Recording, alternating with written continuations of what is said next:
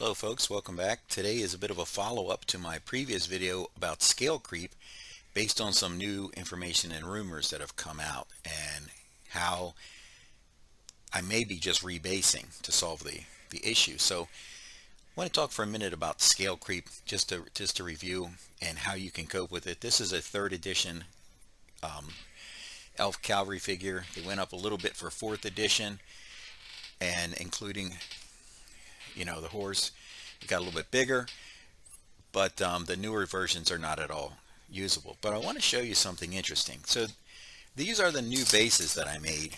These are the 30 millimeter squares, which are replacing the 25 millimeter squares, and 20 millimeter squares are being eliminated. And I've been thinking about this. The cavalry is going to go up to a 30 by 60. Now this is according to rumors. Please don't run out and start rebasing right away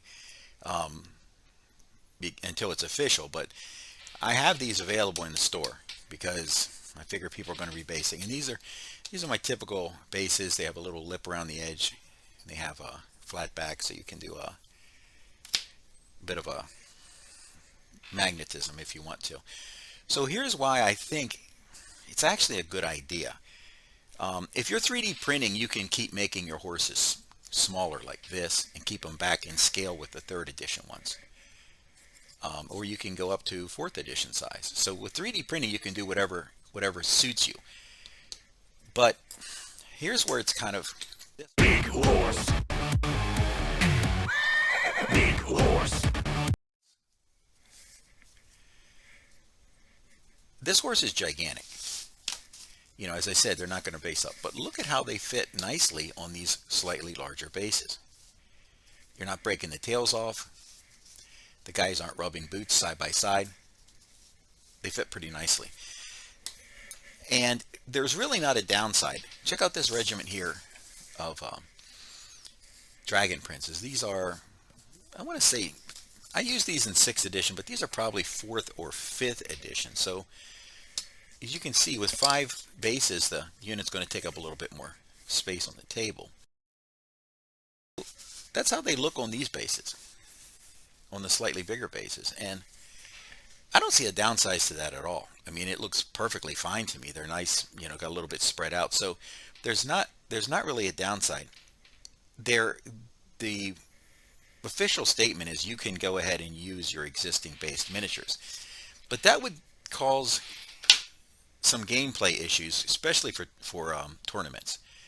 And even not for tournaments, in order to keep your forces competitive, because if you have your stuff on the smaller bases, you're going to have an advantage with more attacks for the same amount of frontage. Here's a regiment of 20 orcs. These are from the 6th edition era. I'm going to use them as big ins in Oldhammer.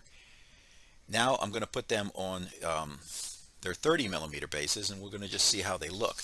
They fit okay on 25. There's a little bit of rubbing going on, but they don't look out of place on those bases. They don't look like they're too spread out or they're skirmishing or anything like that. So I kind of think that anything past, I want to say 4th edition, is probably on a base that's too small for it. Let me give you a couple more examples here. These are some dark-handed elves with two-handed. No, these are some dark elves with two-handed swords, and they're on 20 millimeter bases. But if you look at that regiment, these guys are carrying about 7-foot swords. There's no way they can swing these things. That closeness would be okay maybe for a phalanx of pikemen or something like that, but this doesn't look too well. So now I'm going to set these on 25 millimeter bases, which is their new size, and we'll see how they look.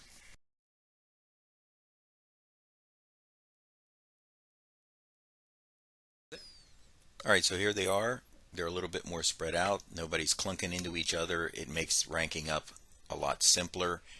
Any model can stand next to any other model. And these are 6th edition models. These are 20-year-old models, and they were on 2 smaller bases when they came from the shop. So a plus and an improvement, in my opinion. Even if you have a halfling, and this halfling, yeah, he's going to be kind of small in that base. So even that's not bad, though. I mean, if you're looking at the trade-off of do you stick with the old bases, look at these Empire guys from 6th edition. they would be fine on these 25 millimeter bases. So the thing is that it's going to give me an opportunity to rebase my miniatures onto my bases that I manufacture. And I sell these cheap. I mean, for $4.50 you get 12 of the larger scale cavalry ones, and you get 24 of the 30 millimeters, and I think 32 of the 25. So realistically, any regiment you have can be rebased for $4.50. With the flat bottoms, you just put a self-adhesive magnetic sheet on there, and you're good to go. So there's that. These are West Wind dwarfs, and they're very chunky. Compare that to a Games Workshop 3rd edition era dwarf. I think this is 3rd edition, and yeah, he's a big dude. And this is a 25 millimeter base. I had to base him like this to use him, so I'll be able to use these West Wind dwarves, and they're a nice. They're just nice. They're just kind of oversized. Now, this is a Marauder dwarf. I have him on a cardboard base, but he doesn't look lost on a 25. So I mean, I can see the value of going up because of the pros. The cons aren't really that bad. Here's another army. West Wind did a range of elves too, and they have pretty much all of the elves you need.